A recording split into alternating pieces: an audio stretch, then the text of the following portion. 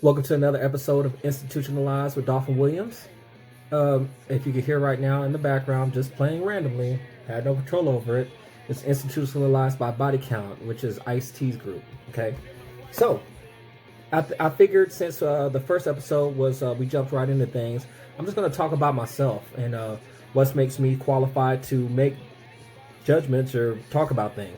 Nothing, absolutely nothing makes me qualified to talk about any of the stuff that I talk about. However, I do have life experiences, and that's about it.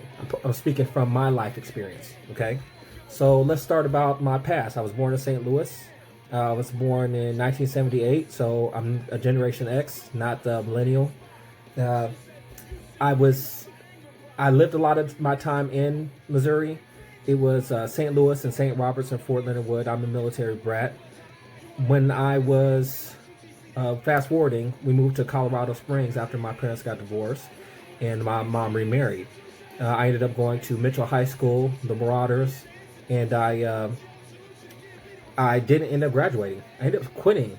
I think I quit my second senior year.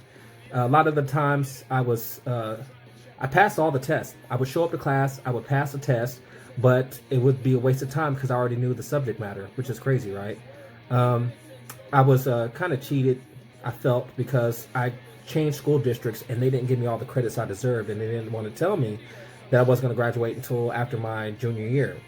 So I was about to be 20 years old as a senior, 19, 20 years old as a senior, my second senior year, and I was like, nah, it's not for me, so I'm going to go ahead and work and just go to college from there, because you can pretty much go to college, if you guys don't know, even if you don't graduate from high school. You just have to get your GED.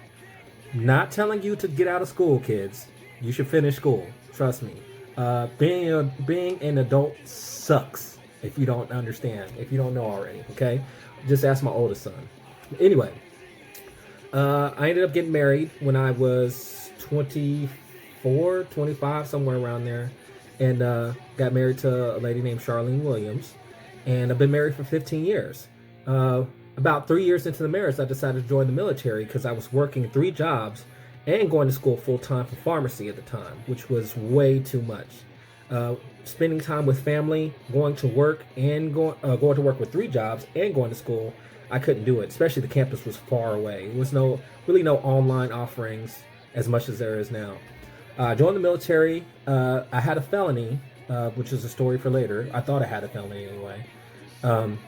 So I had a choice. I could be a truck driver, I could be a combat engineer, a medic, Calf Scout, infantry, or cook. If you don't know, most of those are combat, involve a lot of combat. Nobody wants to be a cook. Nobody wants to be an MP. No, well, they do, but not really.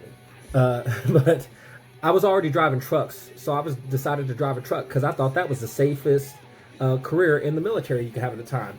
No, it was not. It was kind of up there with infantry. Matter of fact, around the time that I did it, it was the most dangerous MOS that you could have in the Army.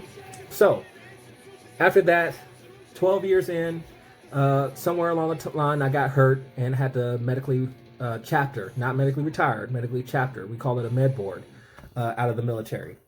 And started to go to college because I didn't finish my college that whole time. I did take some courses while I was in, which if anybody is smart, you should finish while you're in. It's a lot easier because I'm struggling right now, going to school and going to work at the same time. I decided to go for human resources because I think that would give me the most comfortable life for me, for what I want. Okay, and that's where we're at. Long story short. I am a Trump supporter. I'm a Republican. I was born to be a Democrat and I was born to be a Democrat. Listen to that. A lot of black people automatically think that they're supposed to be Democrat because they are black. It wasn't until I joined the military, and it's funny because her family is really Republican, and it didn't dawn on me until I joined the military that the Democrats are really taking away from black people. They're keeping them dependent on the government. So pretty much, if you vote for me, I will keep on giving you welfare. I keep on giving you these things, and that'll keep me in office. They only care about black people, in my opinion, every 4 years. I am not saying Republicans are the best. They're more in line with my values as far as pro-life, abortion, um, and a lot of they want less government. At least that's what they say. I'm sure there's something maybe a little bit closer to what I should be. Maybe I'll run for office one day. Maybe I'll run for mayor. Maybe Lucretia Hughes. Maybe you'll run for president one day. So that's pretty much all I wanted to say. I just wanted to talk about you so you could talk about myself so you can learn a little bit more about me. It's not, anytime I do this, it's going to be unedited. What you see is what you get because I'm all about transparency. If you want to know something about me, ask about me and I'll tell you. This is brought to you by Private News Network, PNN. I'm also an editor on PNN. We do a lot of military memes and stuff. And it's also brought to you by Cass Ascendancy.